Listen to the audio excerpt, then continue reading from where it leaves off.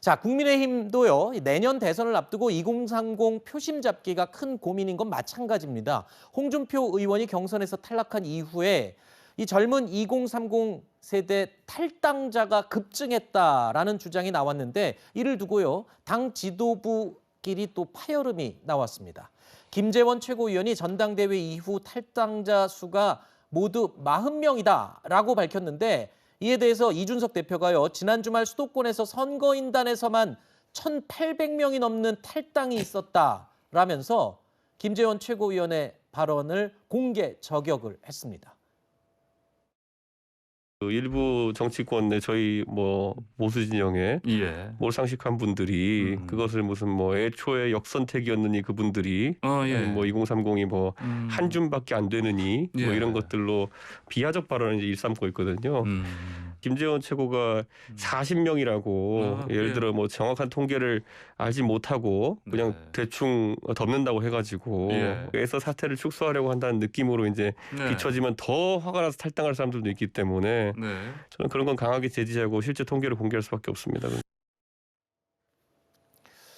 처녀 성향의 이 맛칼럼 리스트죠. 황교익 씨는요, 이준석 대표를 안녕히 가세요라면서 등 떠민다라고 비판을 하기도 했는데 이준석 대표가 탈당 현황을 수치까지 표시해서 자료로 공개를 했다라는 이 점.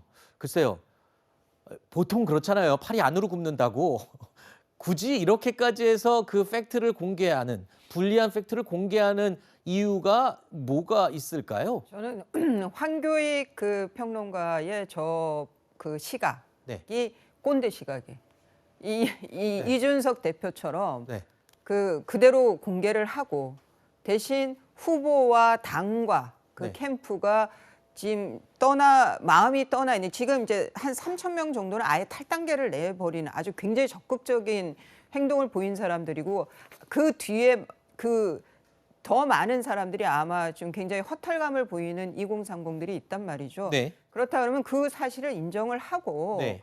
그 말씀드린 대로 후보와 당과 캠프가 모두가 이 청년들의 그 허탈한 마음을 보듬으면서 홍준표 후보가 가졌던 그 시각과 정책을 당도 그대로 할 거라는 그 믿음을 계속 이어가 줘야 되는 거거든요. 네네. 그래서 저는 이준석 대표가 솔직하게 공개하고 그리고 그 후에 대응을 하는 거, 저 방식이 외려 저는 2030에게 더 네. 어필할 거라고 보입니다. 네. 제가 팔이 안으로 굽는데 불리한 걸 왜 공개했냐는 시각조차도 꼰대가 되겠군요. 그럼 저도. 예, 그거를 벗어나기가 참 어렵습니다. 알겠습니다. 네. 자, 바로 이 부분을 고쳐야지 꼰대에서 벗어나는 젊은 사람들의 마음을 이해할 수 있는 그런 자격 조건이 되지 않나 싶네요. 자, 국민의힘 원팀도 거리가 점점 멀어지는 건 아닌가 싶은 생각이 드는데요. 왜냐하면 이 경선에서 탈락한 홍준표 의원이 경선 결과에는 승복을 했지만 뒤끝이 적잖이 남은 모양입니다. 경선 결과에 깨끗하게 승복합니다.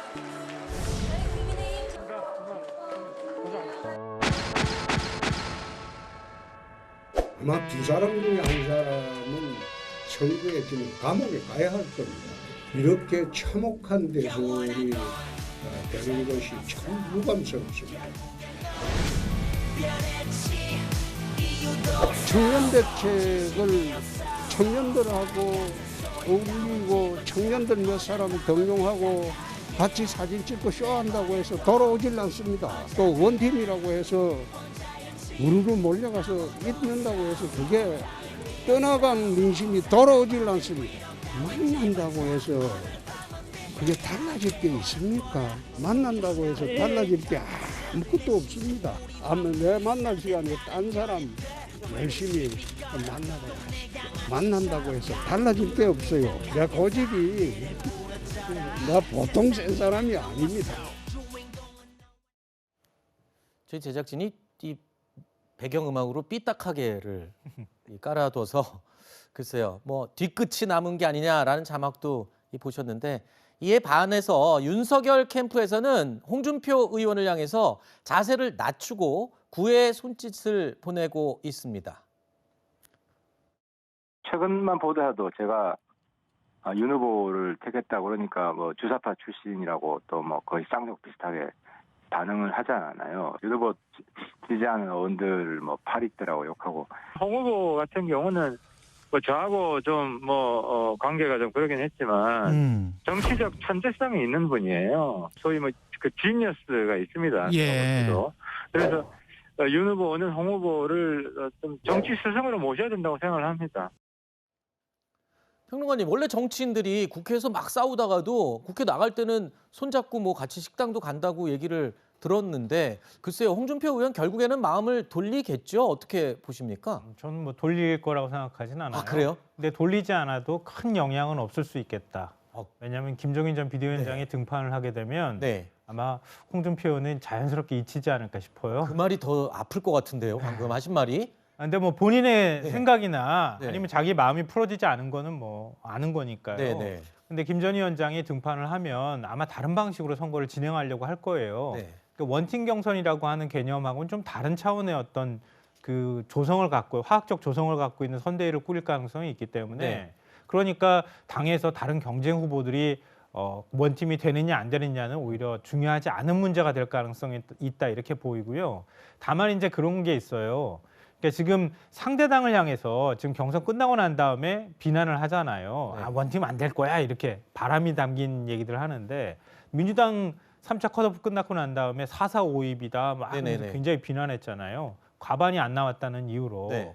근데 국민의힘은 과반도 없잖아요. 네. 당신 민심 엇갈렸단 말이에요. 그러니까 서로가 서로를 향해서 지금 원팀 안 될 거야 이렇게 네. 일종의 저주를 퍼붓듯이 얘기하는 것도 네. 그렇게 썩 보기 좋은 모습은 아니에요. 그러니까 네. 그게 원팀이 그렇게 쉽게 되는 알겠습니다. 건 아닙니다. 홍준표 의원이 계속 저렇게 뒤끝이 장렬을 해도 큰 영향을 없을 거다. 이 말에 홍준표 의원은 괜한 의문의 일패를 당한 느낌일 것 같은데 이수희 변호사님 하신 말씀 있으시다고. 예, 저는 좀 달리 보는 게 네. 이게 경선에서 이제 그 뭐 2위 후보하고 아주 격차가 컸다 하더라도 다른 경쟁 후보들을 껴안고 가는 거는 그거는 최종 후보의 의무예요. 그리고 네. 그게 정치력을 보일 수 있는 거고 지금 그런데 홍준표 후보와의 경우에는 경선이 상당히 치열했었단 말이에요. 네. 뭐 결과적으로는 한 7% 차이가 났다고 하지만 그리고 뭐 그 유승민 후보라든가 원희룡 후보하고는 좀 굉장히 그 친한 듯이 보였지만 경선 안에서의 경선을 하면서 좀 날카로웠던 면들이 있었기 때문에 네. 그런 거를 다 껴안고 가는 것이 그런 것들을 해결하고 가는 네. 그거는 끝까지